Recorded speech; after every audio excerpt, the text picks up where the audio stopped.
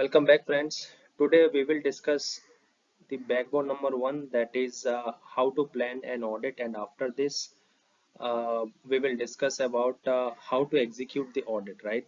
So this is the this is the third part of the interview. Let's begin the session without further delay.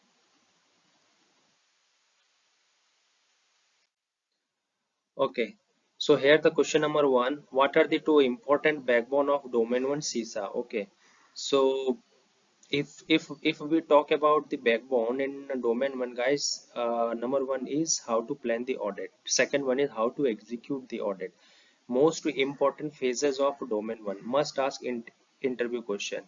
So planning of audit, this section talks about how to plan an overall audit, what are required for an audit, right?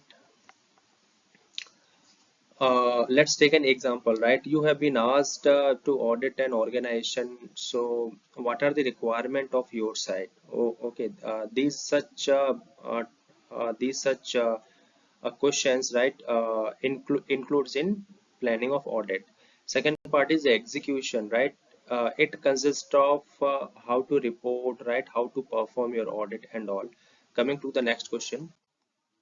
Yes, what includes in planning phase of audit as per CISA, right? What are the things you should take care while doing an audit, or just plan for an audit? So below are the few points you should keep in mind. Number one is information standard guidelines, recommendation and code of ethics, right? Information security standards. That means ISO 27001, right? NIST, COBIT, PCI, GDPR. So these are the few information security standards, right?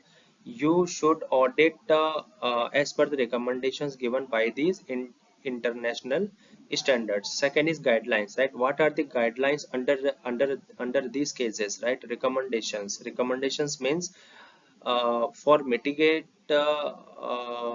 foreign gap, right? What are the international recommendations for control? And code of ethics, right? Guys, code of ethics means how should you behave, right? And how are you expect someone to behave with you, right? So these things comes under ethics. Second is audit charter, very important, must interview asked questions. This is a formal document, right? What is audit charter?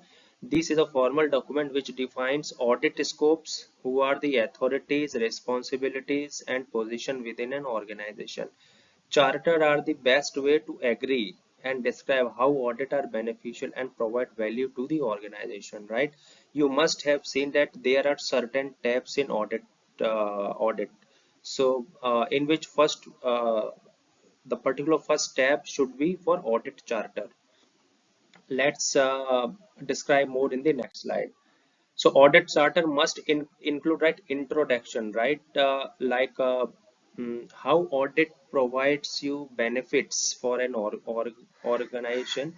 Second point is uh, how audit is beneficial for an organization, right? So these are the certain conditions you should include in introduction part. Second is mission, purpose, and objective, right? What are the purpose of this audit, right? Example, to provide the CIE of organization, right? To protect your organization from outside intruders. So these are the certain mission of this audit.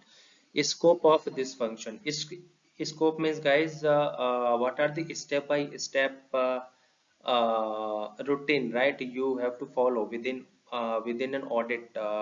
Such step by step routine comes under the scope of organization. Next is responsibilities of auditor, right? That means how what are your responsibilities, right? You should include this. And charter should be approved by the audit committee and the top management of a organization. Coming to the next question.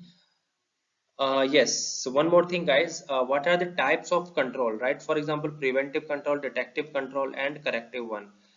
Like, guys, preventive, we have SOD, right? Because we have multiple resources, and you should segregate everyone's everyone's duty. You cannot assign all the authorities to the one person. Second is the detective, guys. Detective means any application or something who is detect the errors, right? Example, antivirus, yes. And next is the corrective one, right? Who can provide the solutions very immediate basis. Example, ArcSight. Example, algorithm, right? Because these are the certain same tool who can block the IPs, the particular suspicious IPs immediately. So these are the certain examples coming in the corrective sections.